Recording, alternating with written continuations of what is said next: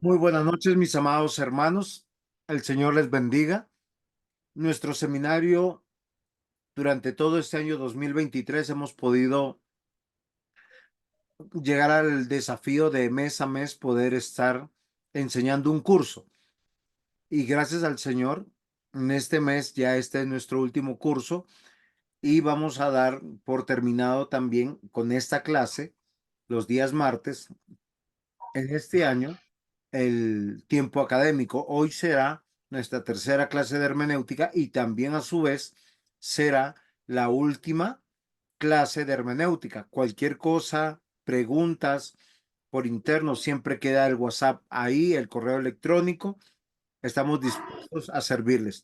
Diácono Mario, ¿puede comenzar en oración, por favor, mientras que yo voy compartiendo pantalla?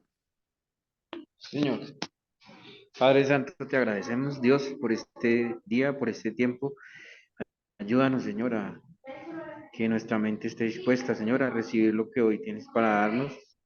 Decimos la vida del pastor, que seas tú guiándolo, dirigiéndolo, Señor, y danos entendimiento. En el nombre de Tomás Jesucristo, amén. Amén. Amén. Muy bien, mis amados hermanos, durante varios, bueno, durante los eh, martes pasados, en las clases pasadas, nosotros hemos podido tener alguna certeza de lo que es la exégesis bíblica, lo que es la hermenéutica bíblica, y a su vez nosotros también hemos podido considerar no solamente los argumentos bíblicos para hacer estudios serios de un sermón, y hemos hablado de los tipos de exégesis que hay, pero también que se puede hacer una exégesis, o sea, una interpretación personal, privada, intencional. Sin embargo, lo que yo quiero que nosotros consideremos en este último curso es, ya hemos hecho la parte elemental de todo lo que en hermenéutica hicimos, porque recuerden que la hermenéutica es la ciencia y el arte de interpretar en su contexto, en su tiempo, lo que Dios quiere decir. Ahora, ¿qué es la exégesis bíblica? La exégesis bíblica es la explicación, la interpretación de un texto. En especial, obviamente estamos hablando de la Biblia, pero que tiene que estar develado para nuestros días. La exégesis no puede terminar en una exhortación moralizadora. ¿Por qué razón? Porque nosotros no podemos cambiar. La palabra de Dios todo el tiempo nos dice que es Dios quien nos cambia. Hoy un hermano en Cristo me decía, ¿y usted cómo hizo para cambiar? Y la verdad me dio risa. Temprano en la mañana lo estaba llevando al trabajo, esa era mi labor hoy, y lo acompañaba. Yo le decía, es que yo no puedo cambiar, usted no puede cambiar. El que nos cambia es Dios por medio de su palabra. Por eso es tan importante que la hermenéutica bíblica y la exégesis bíblica estén así de la mano. ¿Por qué razón? Porque cuando están de la mano, usted ya tuvo a través de la ciencia, y es una ciencia porque es un método que no cambia, no importa si lo hace Pepito, si lo hace Fernando, si lo hace Luisa, no importa si lo hace un pastor, si lo hace un maestro, si lo hace un niño, un joven, todos llegarán a la misma interpretación o tienen que llegar a la misma interpretación. Pero la exégesis tiene que ver con presentar ese mensaje de Dios, lo que Dios dice. Y lo que Dios dice no es un mensaje moralizador, pórtate bien, por una sencilla razón. La salvación no es por obras y la vida cristiana tampoco es por obras. La salvación es por gracia y la vida cristiana también. Pero Dios ha dejado medios de gracia para que nosotros, al ejercitarnos en ellos en una decisión voluntaria, es algo que nosotros tenemos que considerar. Y es lo que hoy yo quiero compartir con ustedes, porque yo no puedo pararme al frente con el sermón escrito diciendo qué hacer, qué no hacer, o la fórmula cómo llegar al cielo, o la fórmula cómo llegar a cierto destino. Lo que nosotros tenemos que comprender es que tenemos una condición, a pesar de haber nacido de nuevo y creído en Cristo, todos los creyentes tenemos una relación con el pecado. Y nosotros tenemos que combatir esa realidad, todos nosotros, ustedes y yo. Ahora, el significado que hoy tenemos debe surgir de la escritura. Y lo que surge de la escritura no es un mensaje moralizador o pórtate bien. La razón es que la exégesis bíblica llega desde el texto al Calvario y del Calvario a nuestras vidas. Me explico. Usted cuando va a hacer una interpretación bíblica, usted tiene que abrir su Biblia, leer el texto y a través de la hermenéutica llegar y decir, este texto significa lo siguiente. Sin embargo, ese texto fue escrito en un contexto, en una época y en unas condiciones y fue dirigido de manera especial a ciertas personas. Ahora, ese texto está dentro de toda una historia. Esa historia se llama la Biblia. Entonces, desde mi texto que yo estoy leyendo, si fuera el Antiguo Testamento, yo tengo que llegar al Calvario, o sea, a la obra de Cristo, y de la obra de Cristo tengo que llegar a nuestra vida.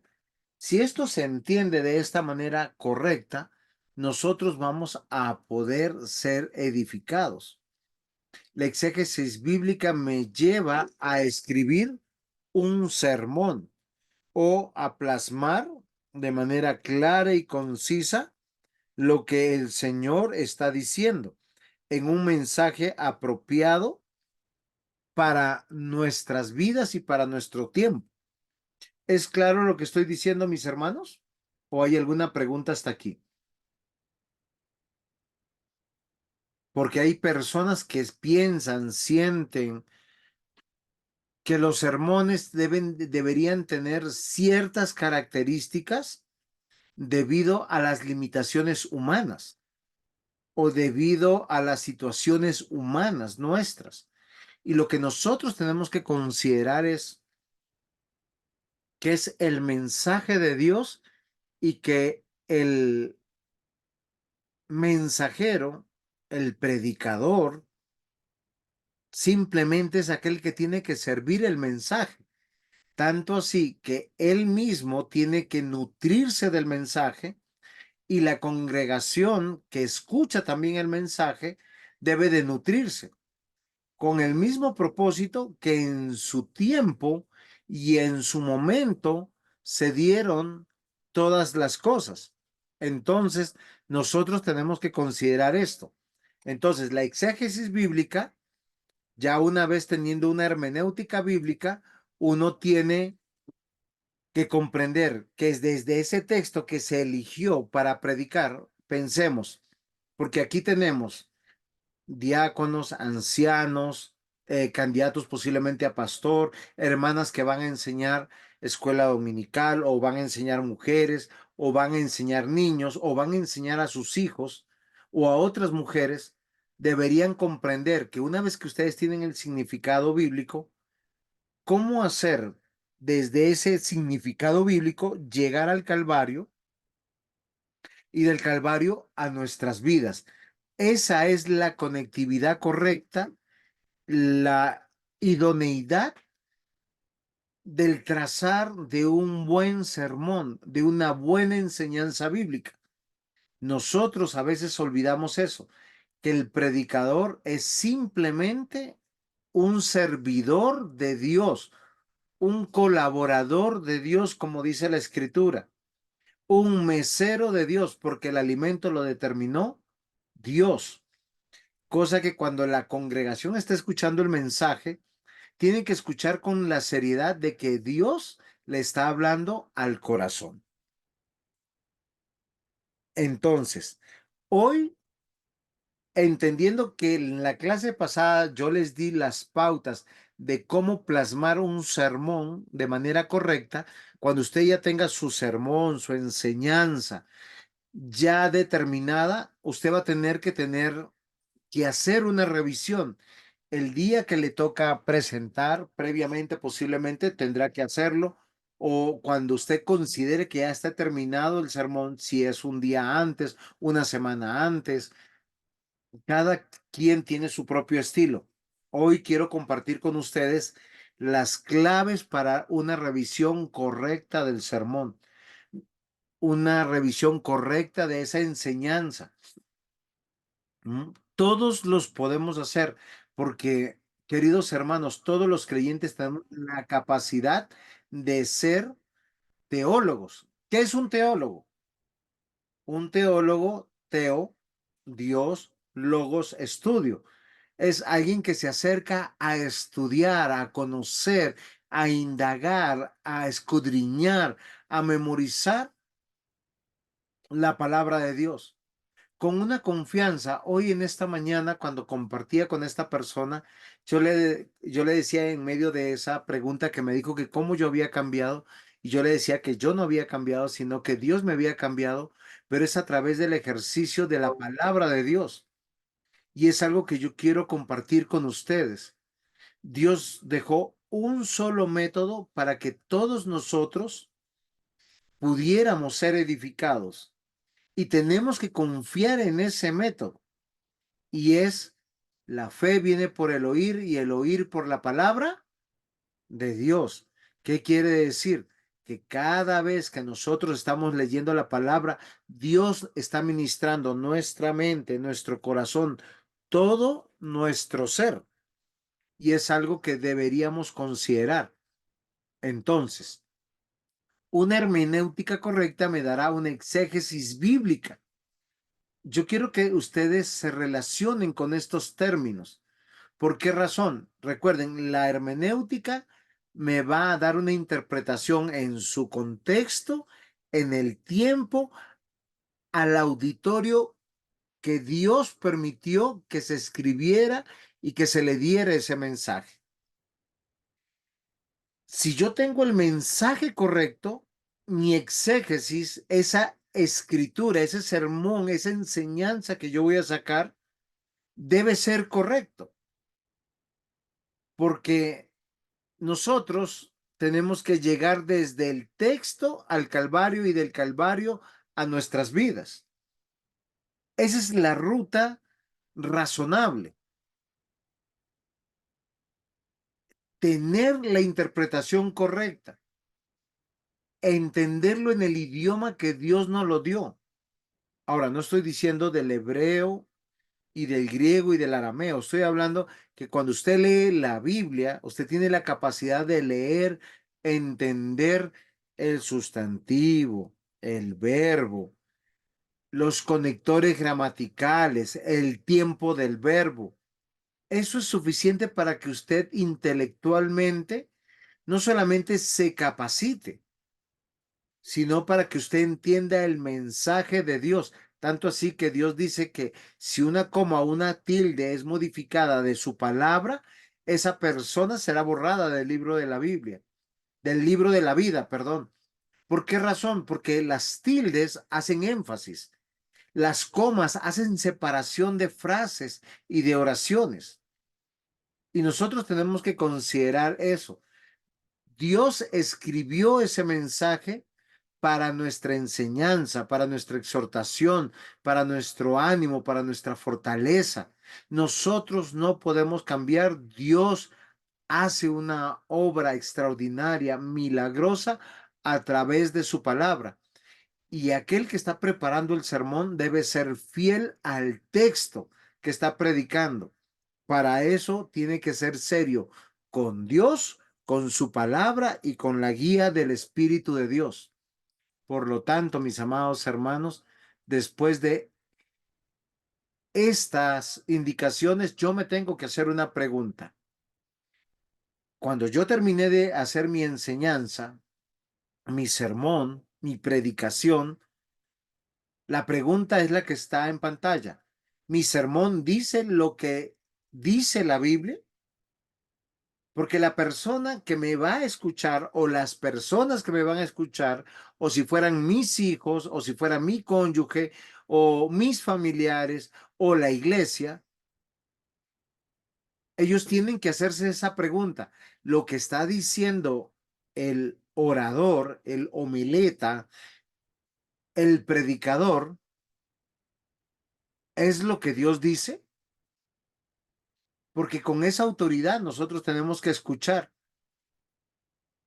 No es la opinión del pastor, no es la opinión del predicador, no es la opinión del maestro de escuela dominical, no es la opinión del que está enseñando, debe ser la opinión de Dios.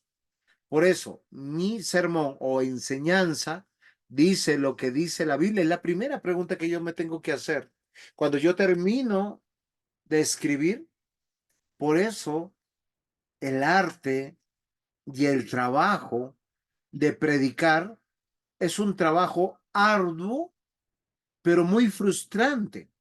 Y yo les voy a decir por qué, mis amados hermanos, porque nosotros preparamos un sermón que damos hoy, pero en la próxima clase tenemos que comenzar de cero. Y es algo que nosotros tenemos que considerar, mis amados hermanos. A veces nosotros olvidamos esta realidad, la realidad de que nosotros estamos frente a un trabajo delegado por Dios a los hombres, a su iglesia. Entonces, después de haber terminado el sermón con relación a la clase pasada, hay una metodología hermenéutica que yo uso, que es el método histórico redentivo, con las pautas que le dije. La pregunta mía debe ser, ¿mi sermón dice lo que dice la Biblia? O sea, cuando yo hago esa pregunta, me refiero exclusivamente al texto que estoy desarrollando. No lo que dice toda la Biblia, sino lo que dice particularmente el texto que voy a enseñar. Entonces, mis amados hermanos,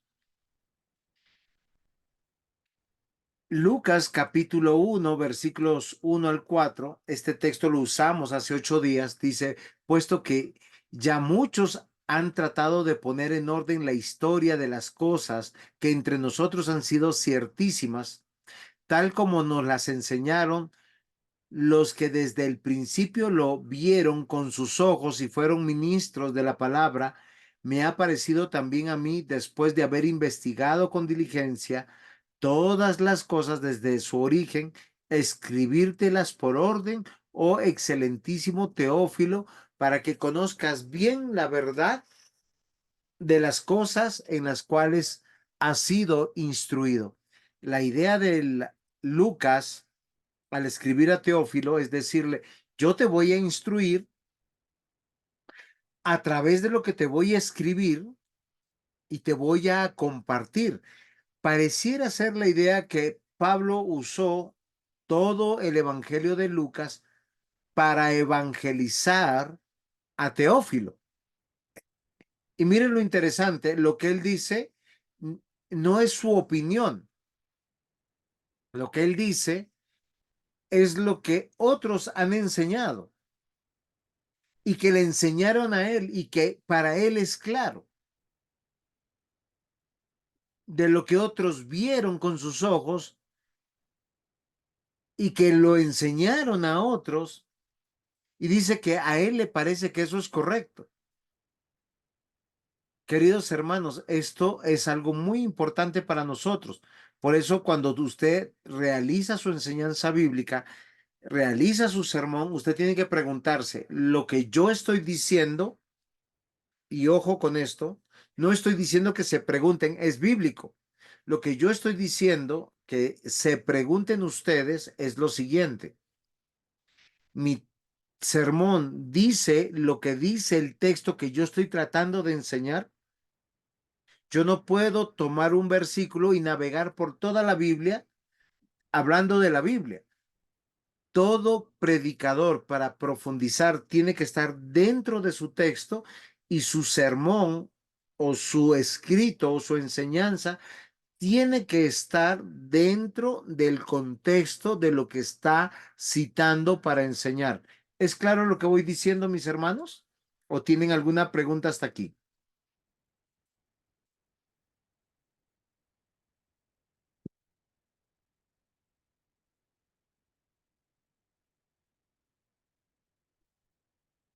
Muy bien, parece que no hay preguntas.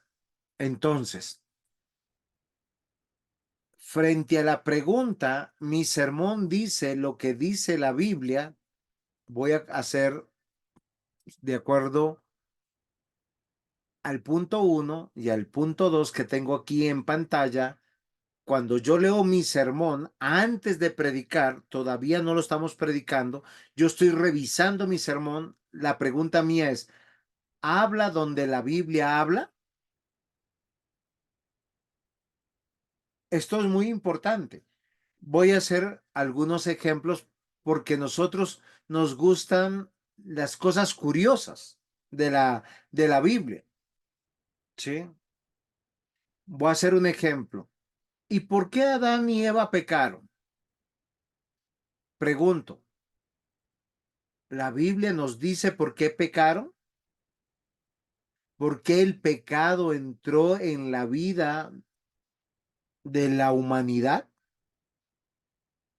Es donde yo tengo que considerar, mi sermón debe ser tan claro, tan preciso y no entrar en las cosas, de acuerdo a lo que dice mi segundo punto, guardar silencio donde la Biblia guarda silencio. ¿Por qué razón? Porque nuestras curiosidades están afrentando a Dios. Y yo les voy a decir por qué, mis hermanos. Porque a Dios le plació escribir la palabra de Dios. Él inspiró la palabra de Dios. Él exhaló la palabra de Dios. Hay muchas personas que se preguntan, ¿y qué hizo Jesús entre los 2 años y los 12 años? Porque no hay escritos. Y hay algunos que dicen, no, es que hay otros libros, hay otros que narran que él estuvo en el África, estuvo en la India, él, y eso saben cómo se llama especulación. Yo tengo que hablar y mi sermón tiene que hablar donde la Biblia habla y guardar silencio donde la Biblia guarda silencio, porque el resto se llama especular. Y cuando yo especulo, estoy dando ánimo a mi imaginación para poder poner cosas que posiblemente nunca sabré si son verdad o si son mentira. Entonces, una buena manera de examinar el sermón es, ¿estoy hablando donde la Biblia habla? ¿Qué es la parte importante de mi texto? La parte misteriosa donde nosotros no tenemos sino solamente esa cita y el resto guarda silencio. Es una muy buena consideración para tener un buen sermón, un sermón bíblico o una exégesis bíblica del texto. Deuteronomio 29:29 dice, las cosas secretas pertenecen a Jehová nuestro Dios, mas las reveladas son para nosotros y para nuestros hijos, para siempre, para que cumplamos todas las palabras de esta ley. Y esto me parece muy interesante. Si usted se da cuenta, Deuteronomio 29:29 es el final del Pentateuco. Ya estamos entrando en esa recta final del libro y de toda la Torá. Y dice que hay cosas que Dios no ha querido revelar. Esas le pertenecen a Dios y no tenemos que cuestionar, no tenemos que preguntar, pero hay cosas que sí Dios las reveló y dice que todo lo que Dios ha revelado, lo que está escrito, es para nosotros y para nuestros hijos para siempre. ¿Qué quiere decir? Que de generación en generación la palabra de Dios va a ser tan efectiva, tan penetrante, tan clara, tan diáfana, que nos sirve para todos nosotros. Y tiene un propósito para llevar nuestra voluntad a agradar a Dios a través de la obediencia. Lo que quiere decir es que la palabra de Dios no ha pasado de moda, no es anacrónica, todo lo contrario. Tenemos que considerar que es un mandato para nosotros hoy en día. Se habla en detrimento de la palabra diciendo que la Biblia fue escrita en una época diferente para tiempos diferentes. La pregunta mía es, cada principio, cada verdad, cada dogma que es extraído de la palabra de Dios con estudios juiciosos, ¿cómo podemos atrevernos a decir que ha pasado de moda? Entonces, entendiendo esto, que mi sermón dice lo que dice la Biblia, yo tengo que considerar lo siguiente. Si en mi escrito, en mi enseñanza, hay cosas que Dios no ha revelado, la decisión es sácalo, bórralo, calla. ¿Por qué razón? Porque si solo se te está ocurriendo a ti y tú no lo ves en la escritura, no lo puedes corroborar en la escritura, lo más probable es que sea una herejía o una blasfemia o un mal entendimiento de la palabra de Dios. Esto es muy importante. Recordemos que en este momento de la exégesis estamos revisando el sermón ya terminado de acuerdo a nuestra segunda clase, con los parámetros de la segunda clase, y estamos revisando el producto final que tenemos para poder luego presentarnos en homilética, en la congregación, en casa, con los familiares o con los amigos o donde se nos determinó enseñar. Entendiendo esto, vamos a nuestro tercer punto. Hay una pregunta muy importante. ¿He desarrollado el tema resultado de la hermenéutica? Voy a hacer un pequeño ejemplo. Hace 8 días yo tuve la oportunidad de exponer Hechos 18 del versículo 12 al 18. Y la historia es cuando Pablo es llevado a la presencia de Galión procónsul de Acaya. En esta historia, los judíos que estaban persiguiendo a Pablo y que estaban en contra del evangelio, en contra de la iglesia, lo acusan y lo quieren llevar a juicio y dicen, es que este hombre persuade a los hombres honrando a Dios contra la ley. Y al comenzar Pablo a hablar para defenderse, el procónsul que dice, vengan, yo no me quiero meter en esto. Esto es muy interesante. Todos están en el tribunal y el procónsul dice, yo no quiero ser juez, y echó del tribunal a los judíos, a Pablo y a todos. Entonces, miren lo interesante. Estos versículos nos traen un tema muy importante y nosotros vemos que hay un tema dentro de esta narrativa histórica, que ese es el carácter gramatical, es un desarrollo narrativo donde estos hechos pasaron y sucedieron. Entonces, yo veo que acá hay un tema y ese tema yo lo tengo que explicar en mi sermón.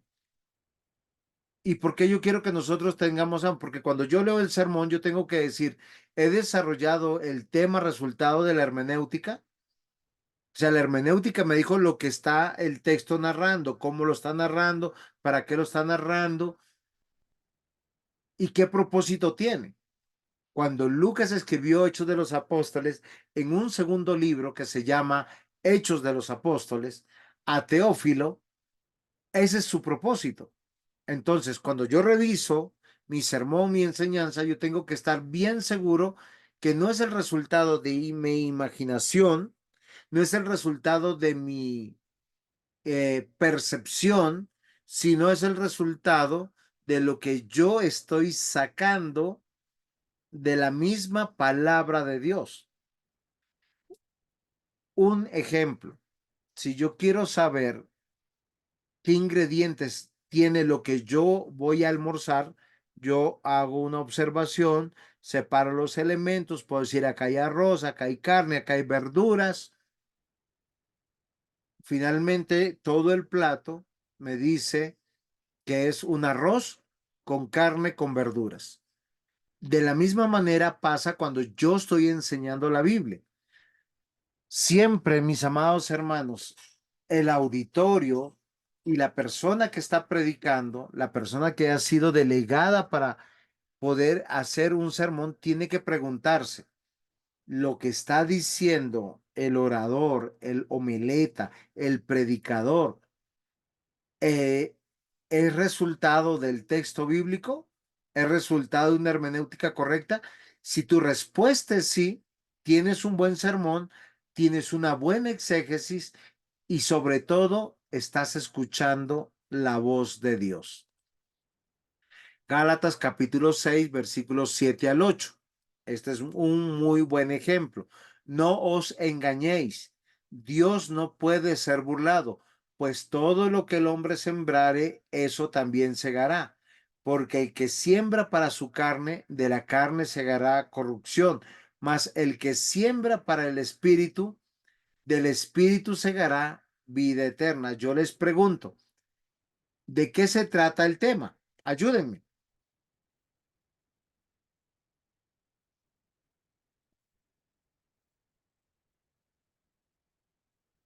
Alguien que quisiera ayudarme, participar conmigo.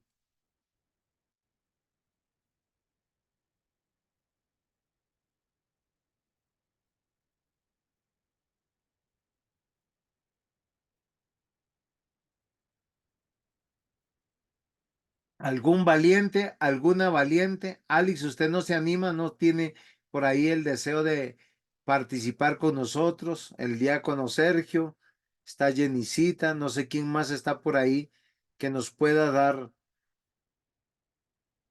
¿De qué se trata este texto? Cuando, cuando nosotros consideramos un tema.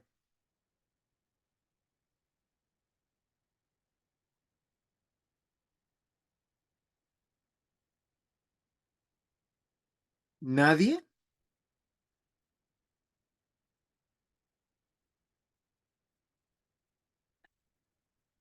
Está claro ahí. ¿Cómo yo sé lo que significa el versículo 7 y 8 de Gálatas 6?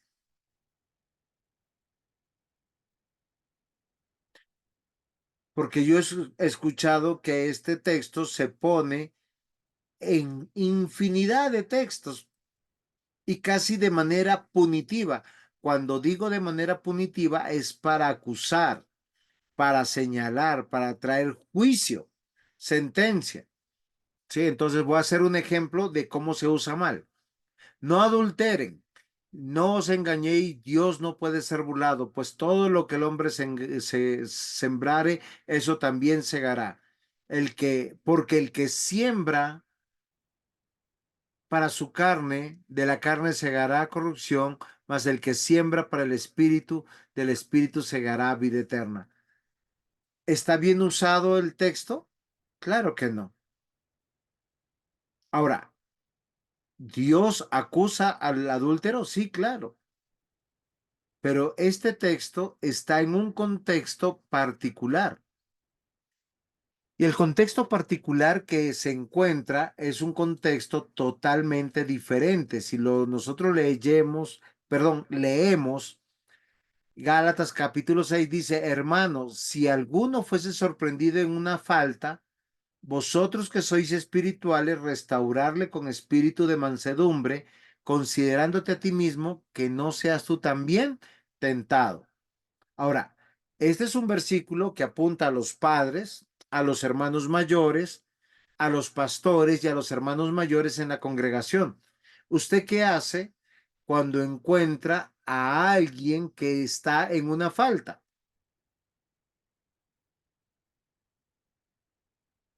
¿Lo acusa, murmura, denigra de él?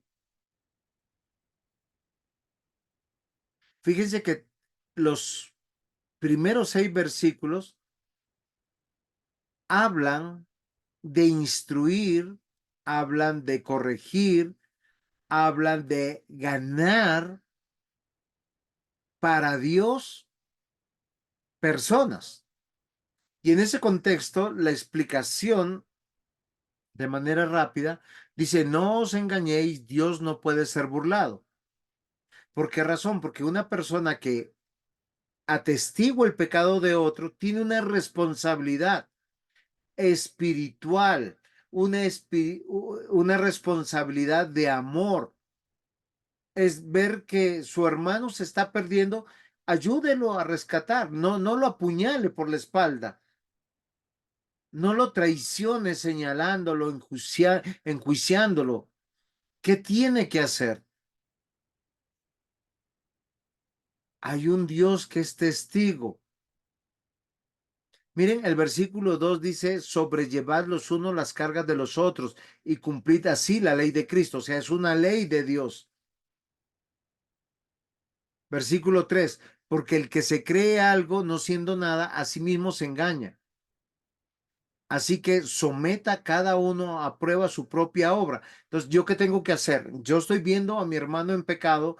Mi obra, ¿cuál tiene que ser? Llena de misericordia, de bondad, de amor y tratar de rescatarlo. Y dice algo que es muy importante.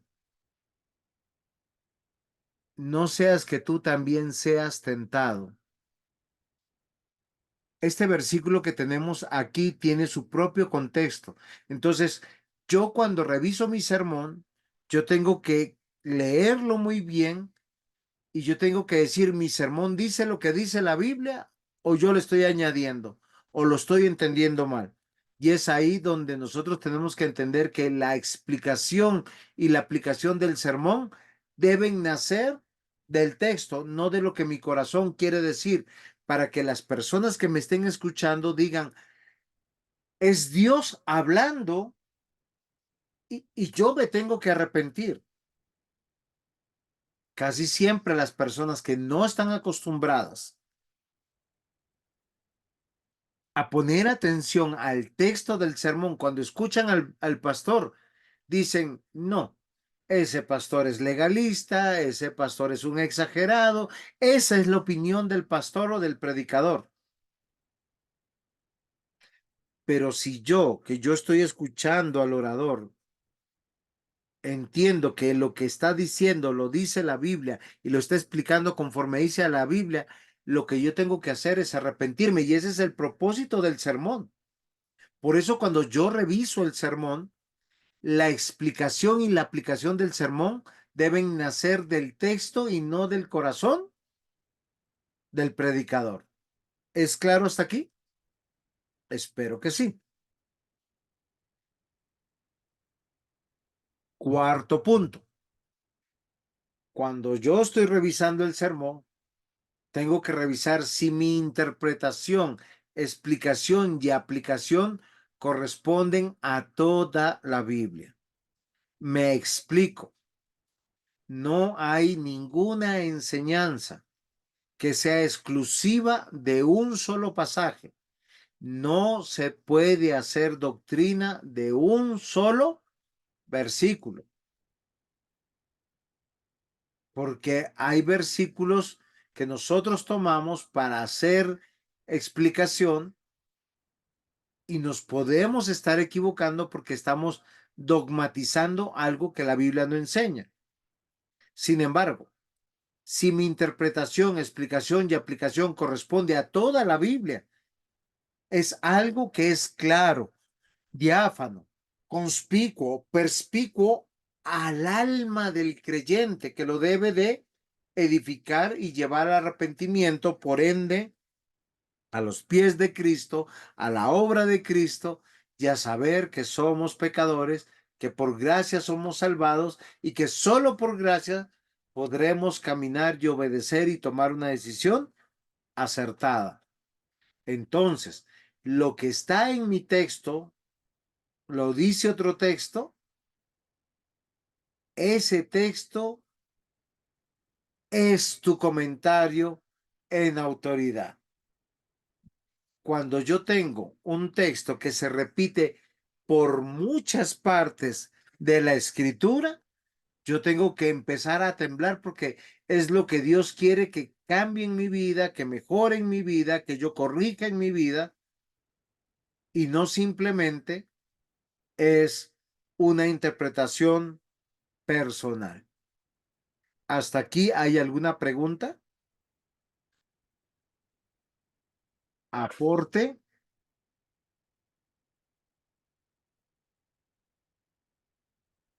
Muy bien, recordemos que estamos en la parte final de la revisión de la predicación del sermón que estamos viendo y nos va a tomar buen tiempo hacerlo. Por eso nosotros no podemos alegremente escribir algo y decir, venga, esta enseñanza ya terminó. Entonces, miren lo interesante de Apocalipsis capítulo 5, versículo 6. El apóstol Juan, inspirado por Dios, escribe Apocalipsis. Y miré y vi que en medio del trono y de los cuatro seres vivientes y en medio de los ancianos estaba en pie un cordero como inmolado, que tenía 7 cuernos, 7 ojos, los cuales son los 7 espíritus de Dios enviado por toda la tierra. ¿Alguien me puede decir a qué se refiere este texto?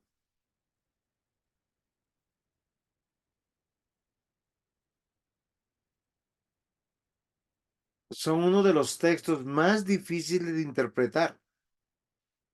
Juan tiene una visión, ve al trono. En medio de los ancianos estaba en pie un cordero, como inmolado. Ahora, ¿por qué yo les estoy poniendo este texto? Cuando nosotros empezamos a buscar en la Biblia, y para esto el predicador tiene que ser un lector recurrente de la Biblia, para poder usar los versículos que interpreten este versículo. ¿Por qué? Porque nosotros tenemos que ir a versículos donde nosotros tenemos que considerar dónde se citó el cordero, sobre todo el cordero inmolado, el trono, y a qué se refiere estos 7 cuernos, estos 7 ojos, los cuales son 7 espíritus de Dios enviados por toda la tierra. Nuestro siguiente texto nos va a aclarar un poco lo que yo les decía. Mi texto, a veces tenemos la fortuna que ha sido citado en otros lados y ha sido usado por hombres inspirados por Dios y que nos dan claridad de lo que nosotros tenemos que interpretar. Isaías 53, versículo 7, el profeta Isaías escribe, angustiado él y afligido, no abrió su boca, como cordero fue llevado al matadero y como ovejas delante de sus trasquiladores, enmudeció y no abrió su boca. Ahora, yo no puedo citar hoy todos los versículos concernientes a estos. En Levítico, el altar del sacrificio tenía 4 cuernos.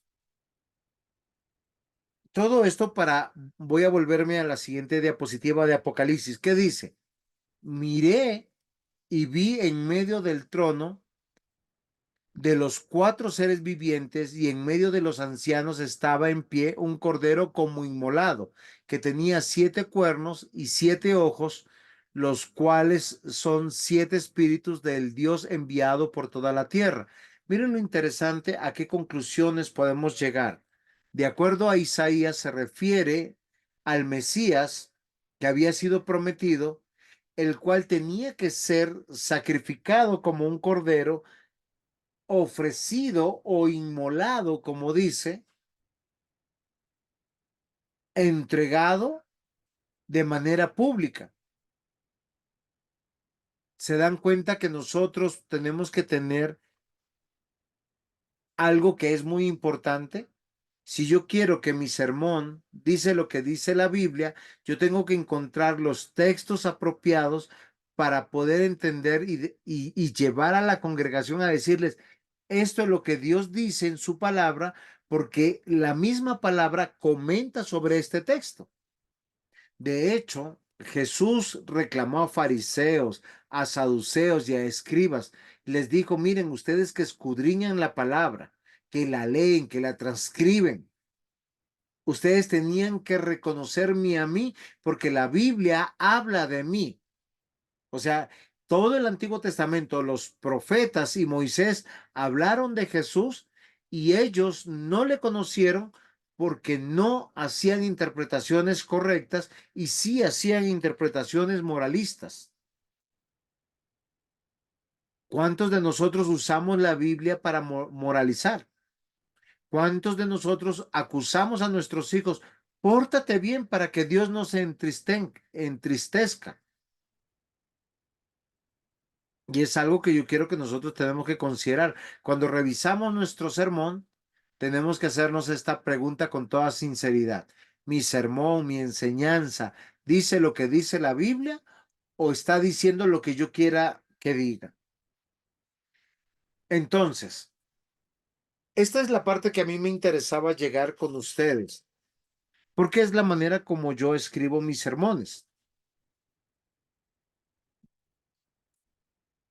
Y debemos recordar que el sermón o la enseñanza es el resultado de una exégesis. Lo que yo voy a enseñar lo tengo que escribir forzosamente. Y una manera correcta de comenzar una enseñanza es tener un buen título. Yo no simplemente no medito sobre la palabra en el aire. Yo tengo que tener un título. O sea, el sermón tiene que tener un título. Y como yo les decía, hace 8 días me tocó predicar sobre Hechos 18 del 12 al 18. Y esta narrativa es histórica, es narración y son personas reales las que participan. Y lo que nosotros vemos con toda claridad en el tema es que están persiguiendo al apóstol Pablo y tienen un propósito. Y el propósito es llevarlo a juicio por con todas las intenciones malvadas. Entonces, si yo quiero que mi sermón diga lo que la Biblia dice, los versículos que yo escogí para poder enseñar deben tener un título con relación a lo que la Biblia está hablando y no a lo que yo quisiera hablar o transmitir. Entonces, el título debiera, primero, ser pertinente al texto o al mensaje. Ahora, lo debo plasmar de manera interesante. Este título, para que sea interesante, debe estar en armonía con la dignidad del púlpito. Ahora, ¿qué significa eso? Que yo no puedo poner un título irreverente, irrespetuoso, burlón sobre Dios, sobre Cristo o sobre la narrativa que está ahí. No debe ser denigrante. Y aunque debe ser general, a su vez debe ser breve. ¿Qué significa esto, mis amados hermanos? Por lo menos a mí se me enseñó que para poner un título no debe tener más de 5 palabras y por lo menos una. Y debe de manera formal tener una afirmación o una interrogación o una exclamación. Recordemos, estamos revisando nuestro sermón. Tu sermón tiene un título, tu enseñanza tiene un título. Debe ser una afirmación, una interrogación o una exclamación. debe ser de tal manera interesante que salga, que nazca, que se extraiga de los mismos textos de lo que nosotros estamos mirando. Entonces, si estamos hablando de un título interesante, yo estoy tomando como ejemplo Hechos 18 del versículo 12 al 18. Y lo que nosotros encontramos es la intención de los judíos no creyentes y de los griegos no creyentes es enjuiciar al apóstol Pablo. Por eso yo lo reduje a una sola palabra, enjuiciados. Y nosotros nos debemos dar cuenta que ese título es apenas el abrebocas de la predicación. ¿Por qué razón? Porque después de que yo tengo un título, yo tengo que revisar la introducción, porque es justo que un sermón tenga una introducción y la introducción es el proceso mediante el cual el predicador trata de preparar las mentes del auditorio y de asegurar el interés de sus oyentes en el mensaje que tiene que proclamar. Esto es muy interesante, mis amados hermanos, porque no podemos entrar a explicar el tema de lleno sin llamar la atención de nuestro auditorio. ¿Por qué razón? Porque estamos en una exposición de enseñanza. Entonces la introducción deberá, primero, ser generalmente breve. Si usted tiene una hora, por lo menos divide, si usted tiene una introducción, 3 puntos y una conclusión, guardar la quinta parte del tiempo de su predicación, ser interesante y conducir a la idea dominante o del tema. Y nosotros, como les estaba diciendo y yo enseñando, mi sermón del domingo pasado que se titulaba Enjuiciados, yo comencé con una introducción citando Juan capítulo 15 del 18 al 27, cuando dice, el mundo aborrece a Jesús, por lo tanto aborrecerá a los enviados por Jesús y aborrecerá a la iglesia y aborrecerá el mensaje de Dios. Una manera de manifestar su aborrecimiento es la persecución, el llevarlos a juicio, el llevarlos a la cárcel, el llevarlos a la misma muerte. Entonces, esto debe ser interesante para nosotros. Yo simplemente les estoy dando unas pautas de cómo revisar. Cuando yo leo mi introducción, es breve, es interesante, conduce al tema. Yo no puedo, si voy a hablar de enjuiciados, yo no puedo hablar del amor, no puedo hablar de la fidelidad de Dios, no puedo hablar de la gracia de Dios o de la misericordia de Dios, porque aunque eso es bíblico, no es lo que el sermón está diciendo y no es lo que el texto de la Biblia está diciendo. Todo buen sermón también tiene una proposición. Ahora, esto es muy interesante. ¿Qué es una proposición? Un enunciado que precisa. Y miren algo que es interesante, por lo menos es algo que yo uso, es el título que yo estoy usando, lo voy a reiterar a lo largo del sermón una y otra vez. Porque la proposición es una sencilla declaración del tema del predicador.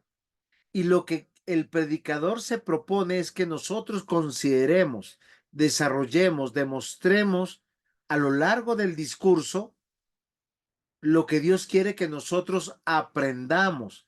El énfasis es intencional para la edificación del pueblo de Dios. Y esto es muy interesante porque es una manera pedagógica de que nosotros aprendamos.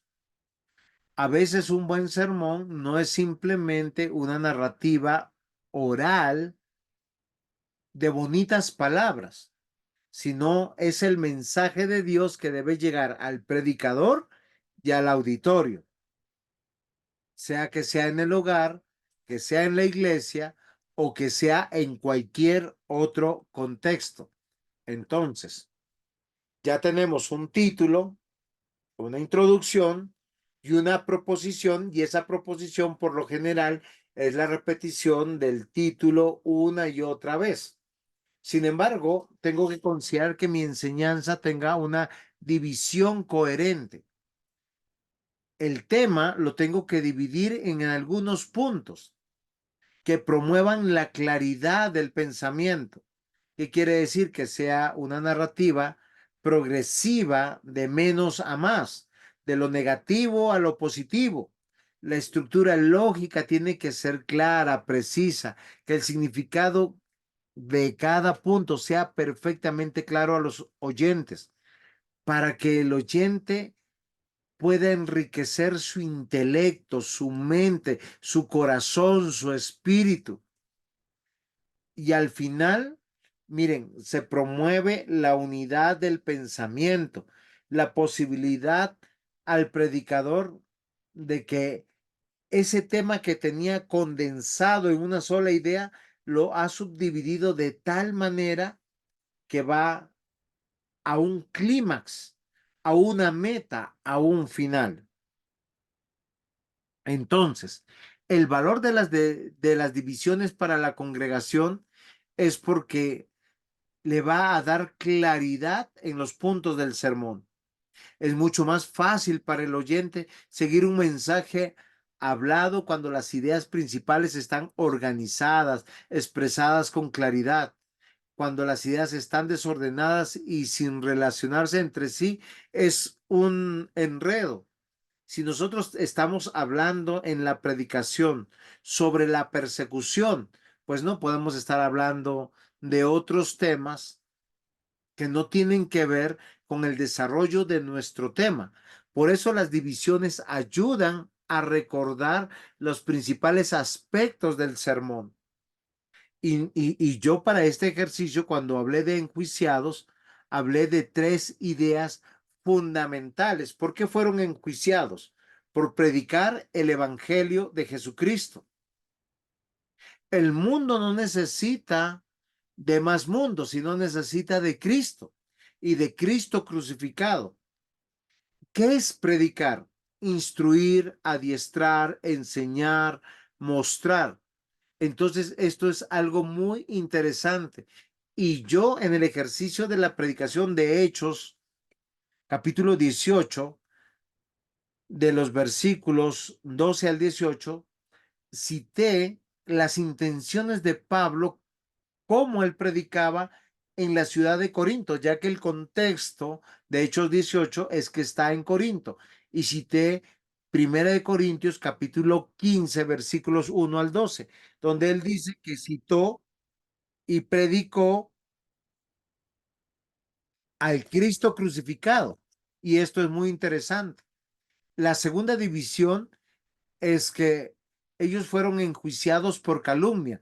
¿Por qué el predicador Galión, perdón, el procónsul Galión no quiso tomar el juicio? Porque se dio cuenta que eran calumnias con las cuales se estaban trayendo a Pablo a juicio, ya sea para ser encarcelado, azotado o ser muerto.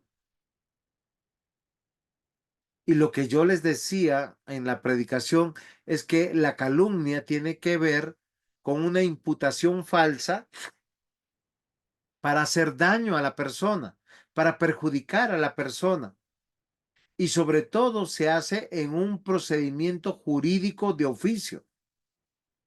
Y una tercera división era por maldad, simplemente porque el mundo está en contra de Dios, de su iglesia y de sus mensajeros, y sobre todo de la predicación bíblica. Esto es muy interesante, mis amados hermanos, porque cuando usted esté revisando su sermón, usted tiene que considerar esto. Tengo un título, tengo una introducción, tengo una proposición, una idea que va a repetirse en todas las divisiones, pero tengo una división correcta. Esta división va de menos a más. ¿Por qué fueron enjuiciados? ¿Para qué fueron enjuiciados? Esto debe llamar nuestra atención. Y nosotros aquí tenemos que considerar, después de las divisiones, que tiene que haber un buen desarrollo.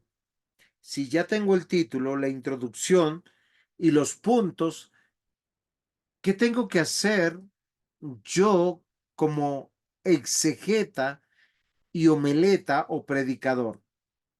Que las principales divisiones y subdivisiones son meramente el esqueleto del sermón e indican las líneas de pensamientos que habrán de ser seguidas en el discurso, el desarrollo en general, en la apropiada elaboración de las ideas contenidas en las divisiones. Este es el resultado al final en la exposición de lo que yo estoy enseñando. Estoy enseñando con tal seguridad del resultado de mi hermenéutica, de mi exégesis y con relación a lo que he escrito, pero de manera coherente, sin apartarme de los puntos que yo ya determiné que habían que seguir. Entonces, cualidades del desarrollo. Cuando nosotros revisamos el sermón, yo tengo que ver mi sermón que guarde toda una unidad. Mi enseñanza bíblica tiene que guardar una unidad contenida en sí misma. ¿Qué quiere decir esto? Que yo estoy haciendo un énfasis con relación a lo que Dios quiere que yo hable. La proposición, la experiencia, capacitará al predicador a reconocer qué partes del sermón demandan énfasis. Las divisiones principales deben equilibrarse prudentemente a fin de presentar un sermón bien redondeado. A esto es a lo que me refiero. El sermón tiene un tema y ese tema concatena las divisiones y la proposición es el énfasis que nace del mismo sermón, que lo más probable es el mismo título del sermón.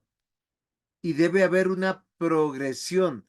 Cada explicación, ilustración, argumento o cita debe estar en el lugar correcto que corresponde para contribuir al adelanto ordenado del pensamiento, de mi enseñanza o de mi sermón, porque esa es la meta del exégesis.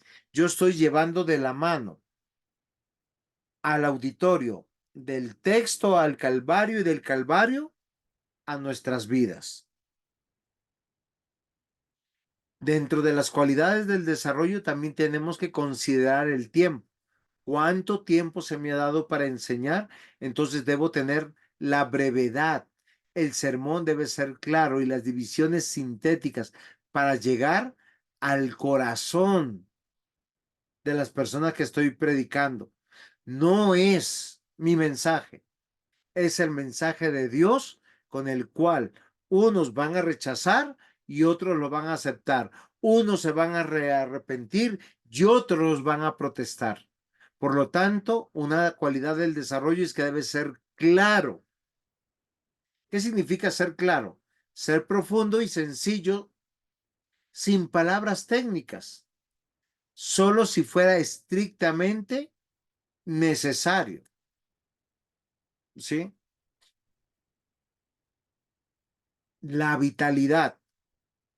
El mensaje debe ser directo y amoroso, teniendo en cuenta lo que Dios desea decir en su palabra o cómo yo de manera directa hablo al corazón de los que me están escuchando, entendiendo que estoy con la labor de rescatar, santificar, edificar, fortalecer, animar, no a la manera de la psicología humana positivista, sino como la escritura dice, convenciendo a través del Espíritu Santo, redarguyendo y trayendo al arrepentimiento a la congregación.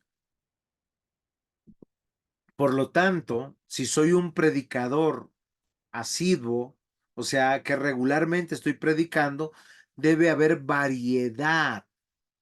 El predicador se esforzará en citar en su desarrollo de todas las fuentes que tenga a su disposición, modernas o antiguas, con eficacia. ¿Qué significa eso, mis amados hermanos? Las ilustraciones. El predicador puede extraer material para el desarrollo por lo menos de 5 fuentes. Una es la Biblia, otras formas de literatura, o sea, otros libros.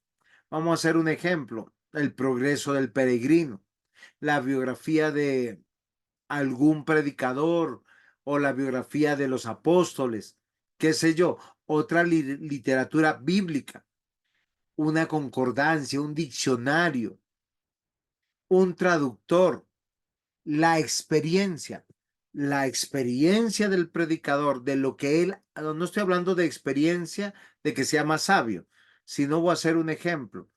Si yo he tenido una circunstancia que he vivido y que la puedo contar para ilustrar la enseñanza, la debo de hacer.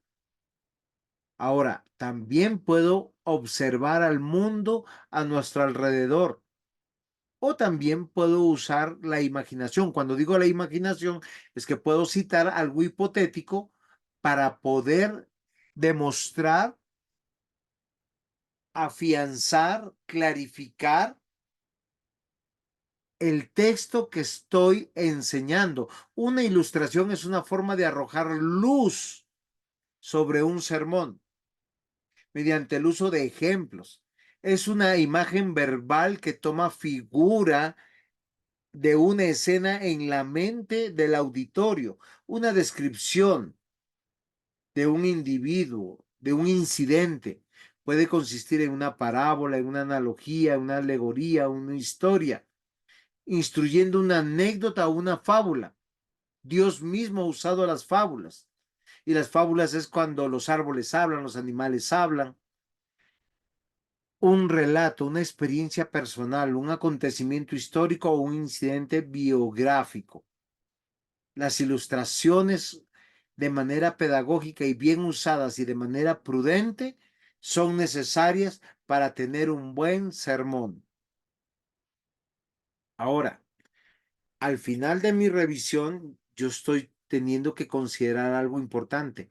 ¿Tiene aplicaciones? Ahora, yo puedo hacer aplicaciones a lo largo de cada división, pero también puedo hacer una aplicación final. Y se define la aplicación como el proceso retórico mediante el cual se hace que la verdad se aplique directa y personalmente a los individuos, a los que hay que persuadir a que respondan adecuadamente a esta enseñanza.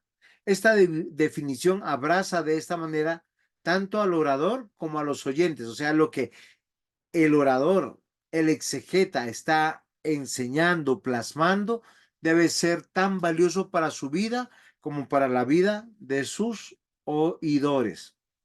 Finalmente, una conclusión, y la conclusión es el punto culminante de todo el sermón, de un sermón expositivo de esta manera, el cual constantemente el objetivo del predicador es llegar a la meta en la forma de una poderosa impresión. O sea, yo quiero que el auditorio escuche la voz de Dios, el mensaje de Dios y que su respuesta sí sea de esta manera. Yo creo. Es la parte final del sermón, donde todo lo que ha sido anteriormente expresado es concentrado en una fuerza o una intensidad para producir un vigoroso impacto sobre la congregación, el llamado a la atención al tema predicado y cómo podemos ponerlo en práctica en nuestras vidas. Miren, mis amados hermanos, esto es solo en el día después de haber terminado el sermón, hacer todas estas revisiones. Mi clase termina hasta aquí. No sé si ustedes tienen alguna pregunta, alguna, algún aporte o si algo que no quedó claro que desean que se clarifique. Si no, miren, ahí está el correo electrónico, está el WhatsApp para que ustedes puedan tomar nota y a futuro responder, pedir que yo responda a sus inquietudes. Perdón. Entonces, estoy aquí con ustedes.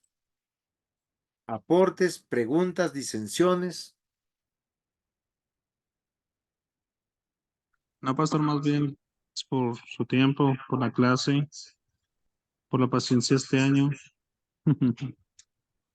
y por enseñarnos. Muchas gracias, diácono.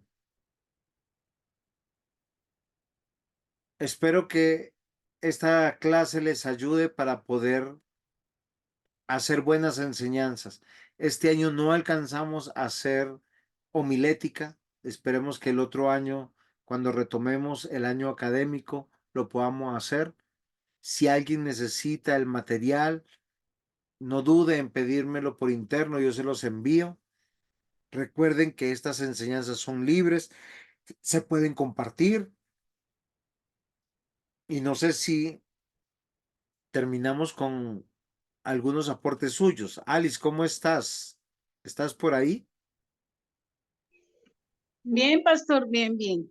No, pues escuchando muy atentamente porque la verdad que ese es un tema muy, bueno, eh, como difícil para mí, digámoslo así.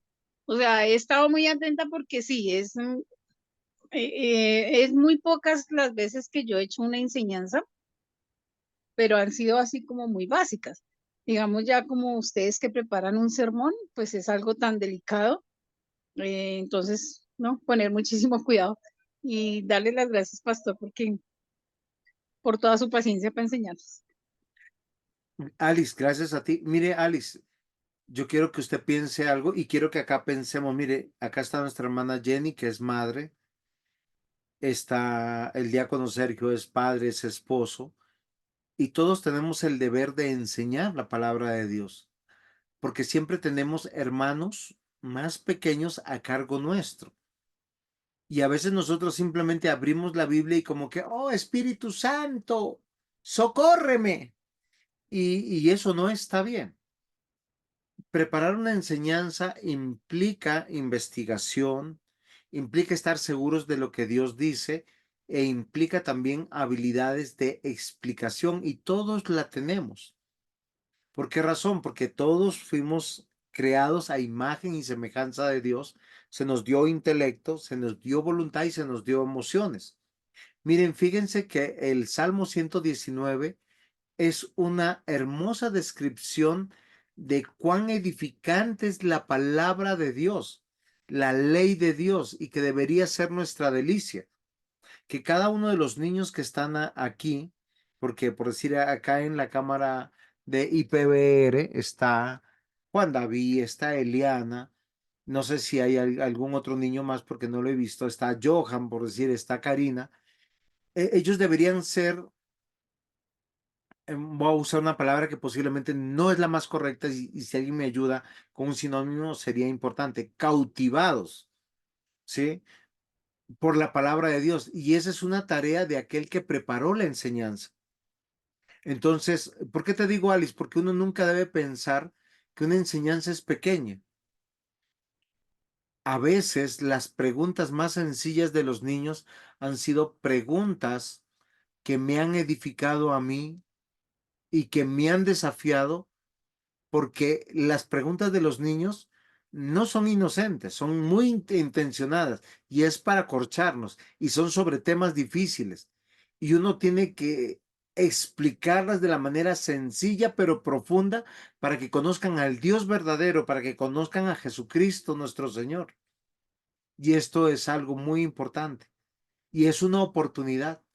Si nosotros tomamos la oportunidad de ese deber de ir y predicar a todas las naciones para ser discípulos, posiblemente nuestras iglesias estuvieran más llenas.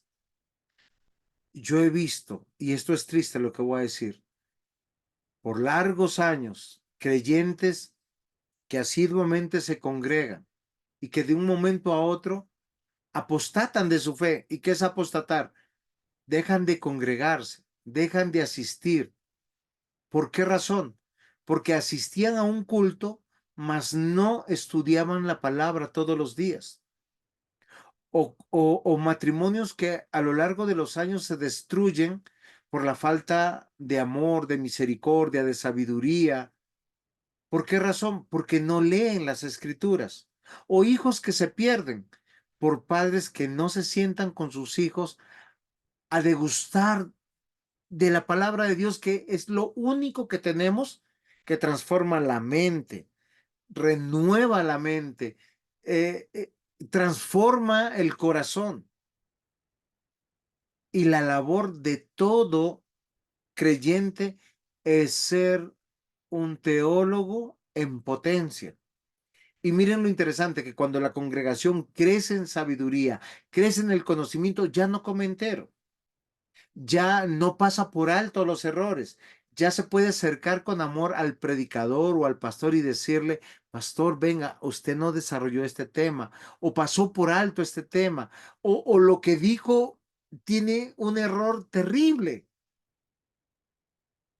¿Por qué razón? Porque estamos cuidando no nuestro honor, sino el honor de Dios, porque estamos para la gloria de Dios. ¿No les parece? Y es algo que yo quisiera que consideraran. Cuando ustedes van a predicar, es una oportunidad.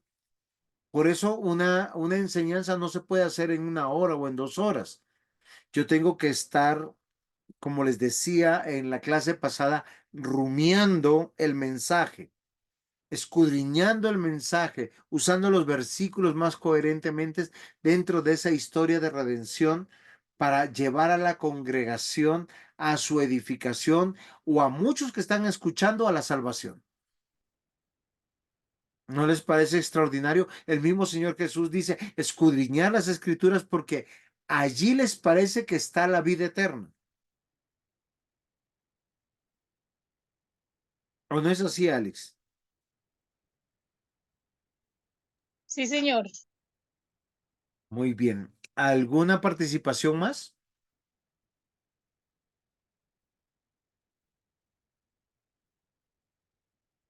No, señor, muchas gracias por la clase. Jenicita, gracias a ti, gracias a cada uno de los estudiantes presentes y los que no están, porque sé que hay otros estudiantes que hoy no pudieron estar, por decir el presbítero Juan de Uruguay no pudo estar porque tomó un medicamento que lo durmió, la esposa me escribió. El diácono Mario se excusó porque estaba en una cita médica justo ahora en la 127, creo, con autopista. Entonces que le pusieron y pues hay otros que están en otras labores y verán la clase en diferido.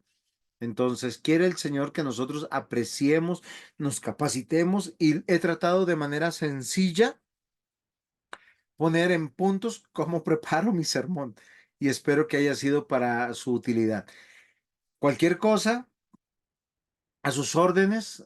El año académico termina hoy y comenzaremos finalizando enero, yo creo. Entonces, que el Señor me los bendiga. Diácono Sergio, nos puede, por favor, despedir en una oración para que seamos juiciosos, estudiando y meditando la palabra del Señor. Señor Dios, te damos gracias en esta noche. Gracias por siempre tu bendición, Señor. Por bendecirnos por un profesor, Señor, que ha dedicado todo su tiempo, su familia, su casa, para podernos instruir, Señor. Oramos por todos los que en esos tiempos de noche se han podido unir al grupo, porque muchos de nosotros recibimos bendición, otros serán apartados, Señor. Gracias porque tú eres fiel en gran manera, Señor. Y ahora en este receso permítanos descansar, pero también estar agradecidos contigo en medio de estas festividades o en estos tiempos de fin de año. Ayúdanos siempre a congregarnos y a estar atentos a tu palabra, Señor, en cada iglesia donde nos congreguemos. En Cristo Jesús. Amén. Amén. Buenas noches, pastor. Buenas noches, hermanos. Buenas noches. Buenas noches, pastor. Buenas noches, hermanos. Buenas noches.